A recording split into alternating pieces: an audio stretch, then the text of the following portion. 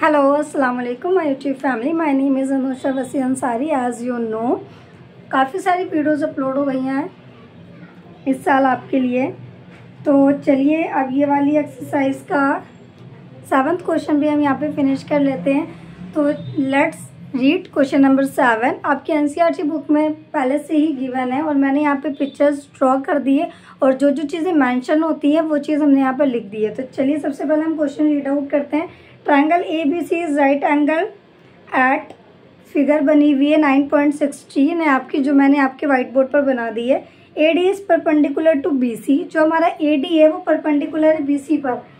अब परपेंडिकुलर कैसे है हमारा BC पर, तो हम यहाँ पर ये देखते हैं कि जो हमारा AD है उसका बेस कितना है। हिंदी में बेस को आधार बोलते हैं और इंग्लिश में ये जो जमीन है इसको हम बेस बोलते हैं। तो कह रहे हैं जो AD है वो किस पे परपेंडिकुलर है, BC पर।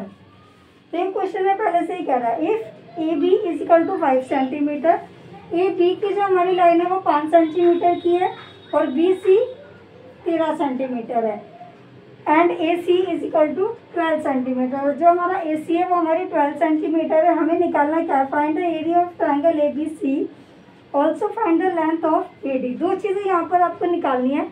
सबसे पहले यहाँ पर आपको निकालना है एरिया ऑफ ट्रायंगल ABC और लेंथ ऑफ AD।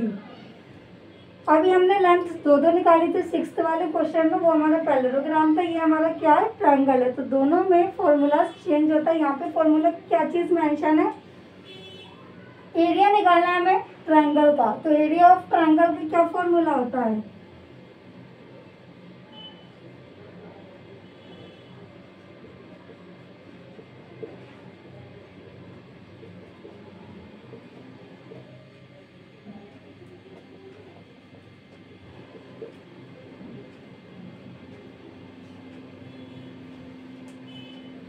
मैंने अभी आपको बताया था कि जब भी हम फॉर्मूला लिखते हैं तो उसको हम ब्रैकेट में इस तरीके से बंद करते हैं, क्योंकि इस चीज़ के भी आपको मार्क्स मिलते हैं। अगर आपने फॉर्मूला पूरा प्रॉपर वे से लिखा हुआ है तो आपको मार्क्स मिलेगा। तो एरिया ऑफ ट्रायंगल का जो हमारा फॉर्मूला होता है वो हाफ बेस इंटू में हाइट हमारा फॉर्मूला होता है। अब यहाँ पर देखो 90 डिग्री का एंगल जब हमारा बनता है, यहाँ पे देखो 90 डिग्री का एंगल हमारा बन रहा है। तो आप देखो कि 3 चीज़ें आपको गिवन है, AB, BC और AC। आपको यहाँ पर से बेस चाहिए और हाइट चाहिए। तो यहाँ पे आप कौन सा बेस लोगे, अगर ये बेस लोगे तो ये वाली हाइट तो है ही नहीं, ये बेस और हमारी हाइट ले सकते हैं हम।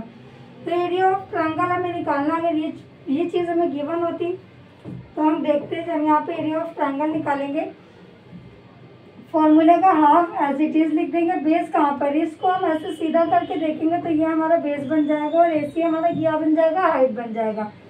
तो हम लिखेंगे बेस में AB इंटू में AC। AB हमारा कितने सेंटीमीटर है, यहाँ पे लिखा भी हुआ है 5 सेंटीमीटर, तो यहाँ पे हम 5 लिख देंगे। और AC हमारा कितने सेंटीमीटर है, 12 सेंटीमीटर, तो हम लिख देंगे 12 सेंटीमीटर का स्क्वायर। कभी भी हम एरिया की बात करते हैं तो यहाँ पे सेंटीमीटर का स्क्वायर आ जाता है। क्यों, क्योंकि जो हमारा सेंटीमीटर होता है वो सेंटीमीटर आपस में मल्टीप्लाई हो जाता है, तो यहाँ पे सेंटीमीटर का स्क्वायर बन जाता है। अब बहुत बच्चे क्या करते हैं, ऊपर वाली वैल्यूज को आपस में क्या नीचे वाली वैल्यूज को भी ऊपर से मल्टीप्लाई कर देते हैं। मैंने बहुत बच्चों की कॉपीज में ऐसी गलतियाँ देखी हैं। तो आप डिनोमिनेटर डिनोमिनेटर जानते ही हैं। अगर आपने यहाँ तक कर रखा है और सही से काटा नहीं है, सही से रिप्रेजेंट नहीं करा अपने एग्जाम में, तो आपको मार्क्स नहीं मिलेंगे। तो ये यहाँ पर आता है 1/2 है, इसके नीचे कुछ भी नहीं है तो यहाँ पे 1 लगा लेंगे आप, अगर आपको काटने में दिक्कत हो रही है। तो ऊपर वाली वैल्यूज को हमेशा ऊपर से मल्टीप्लाई करेंगे, नीचे वाली वैल्यूज को नीचे से मल्टीप्लाई करेंगे। तो 2 1 2, 2 6 12, 5 इंटू में 6 सेंटीमीटर का स्क्वायर, 5 6 30। तो हमारा यहाँ पे एरिया पूछा गया था, area of triangle. Area of triangle हमारे पास कितना आ गया, 30 सेंटीमीटर स्क्वायर। अब दूसरी चीज़, इसमें दूसरी चीज़ पूछी गई है, आपको लेंथ निकालना है। लेंथ हमारी क्या है, AD भी निकालना है जो कि परपेंडिकुलर है BC पर। तो देखते हैं AD भी हम यही फॉर्मूले से निकालेंगे। जिस किसी भी स्टूडेंट्स को ये नोट डाउन करना है नोट डाउन कर ले, स्क्रीनशॉट लेना है स्क्रीनशॉट ले ले। उससे पहले आप इस वीडियो को लाइक शेयर और कमेंट कर दें। जिसने भी सब्सक्राइब नहीं करा वो मेरे चैनल को सब्सक्राइब कर दें ताकि मेरी न्यू वीडियो आप तक पहुंचती रहे। तो तो आई होप आपने ये नोट डाउन कर लिया होगा। तो चलिए हम निकालते हैं लेंथ ऑफ द एडी। तो अभी हमने निकाला था area of triangle. Area of triangle हमने कितना निकाला था, 30 सेंटीमीटर का स्क्वायर एरिया ऑफ ट्रायंगल निकाला था। अब आपको कौन सा पार्ट निकालना है, आपको ये वाली लाइन निकालनी है, जो एडी परपेंडिकुलर बीसी पर ये निकालना है। तो एरिया ऑफ ट्रायंगल अभी हमने 30 निकाल लिया था। हाफ का हाफ लिख देंगे। बेस की जगह पर हमारे पास क्या बेस है, यही तो निकालना है हमें।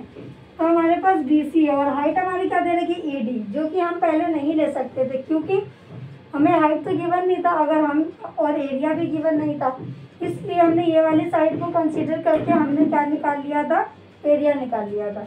और जब एरिया आ गया तो हमारा हाइट क्या हो जाएगी, एडी हो जाएगा। अब ये वाली साइड अभी हमने 6th क्वेश्चन में भी सेम पैटर्न करा था, यहाँ पे भी सेम ही करेंगे। बीसी कितना गिवन है, 13 सेंटीमीटर क्वेश्चन में पूरा बोल रही रखा है, और एडी।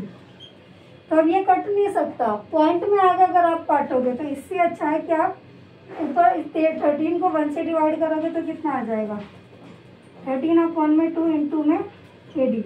अब इस वाली वैल्यूज को इसके साथ क्या करते हैं, बीच में जब इसे कट होता है तो हम क्रॉस मल्टीप्लाई करते हैं। जब हमारा बीच में इज इक्वल टू होता है तो हम क्रॉस मल्टीप्लाई करके,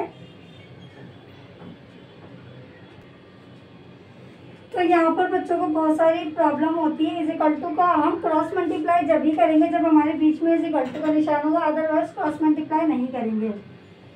18 को 2 से मल्टीप्लाई कर देंगे क्योंकि यहाँ पर 2 है और यहाँ पर क्या है, वो 30 को 2 से मल्टीप्लाई कर देंगे। अब 13 की यहाँ पे 1 है तो 13 इंटू में 80 ही रहेगा, कि हम यहाँ पर कर देंगे। तो यहाँ पे हम इस पार्ट को समझाते हैं।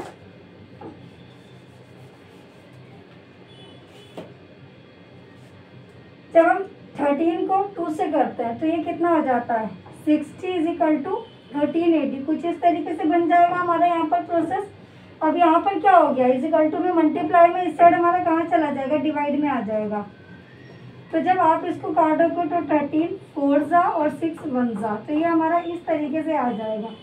तो जो हमारी लेंथ ऑफ ट्रायंगल है वो हमारी कितनी आ गई, एडी, जो कि परपेंडिकुलर है बीसी पर। तो हमारे यहाँ पर आ गया। आई होप आपको ये क्वेश्चन पूरा समझ में आ गया होगा। तो मिलते हैं आपसे नेक्स्ट क्वेश्चन में।